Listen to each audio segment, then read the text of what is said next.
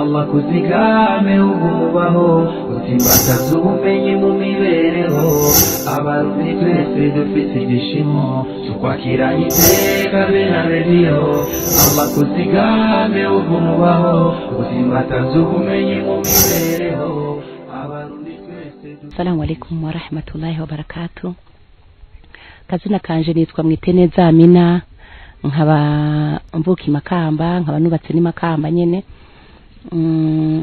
Tukaba twaje guteza imbere ubw'islamu ngaha anye ku mutumba wa Kibimba, commune Kayogoro, province Makamba. Umucamake nsanzwe n'umuntu wakundira dawa, twagendera mu misozi, twaje guteza imbere ubw'islamu ngaha anye muri Kibimba. Igihe twaza ntihari hameze neza, abantu batubonye abayisilamu baratangara cyane.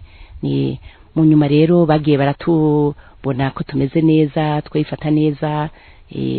Mu ncamake cyo turatangura sengera ahantu hadashemeye nyene, hanyuma mu nyuma Imana yadufasha tutangura kubaka umusigiti wacu.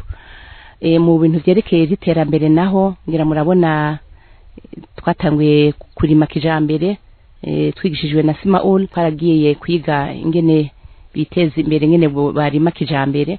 Turarima ngaha anye ibiharage, ibigore, ibijumbu, ibiyoba, ibintu nk'ivyo.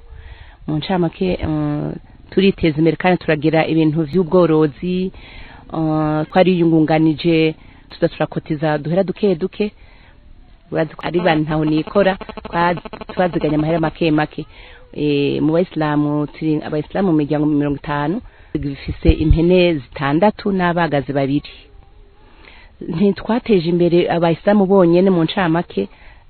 Murazi yuko twagiye muri wa muhamagaro w'intwaro yiwacu y'u Burundi kugira ngo abayisilamu n'abatari abayisilamu dukura amaboko mu mpuzu tuje ku kivi. Twe twarahamagaye n'abandi atari abayisilamu nabo nyene twatanguye batubwiye ko bafise ikibazo c'amase, turavuga ko twoza turiyunganya tukagera amase, twiyunganya tukagura impene tugeze ku mpene 15 n'abagazi 6.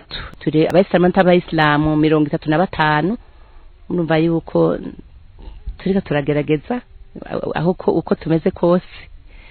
Mu ncamake tubanye neza n'abatari abayisilamu kubera n'ikimenyamenya baraza kuvoma amazi ngaha anya, amazi meza, amazi adakama.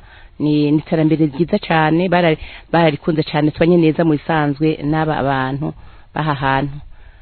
Imigambi nayo dufise kwiteza imbere ngaha anye, hamwe Imana idushoboje takaronka abadufata mu mugongo.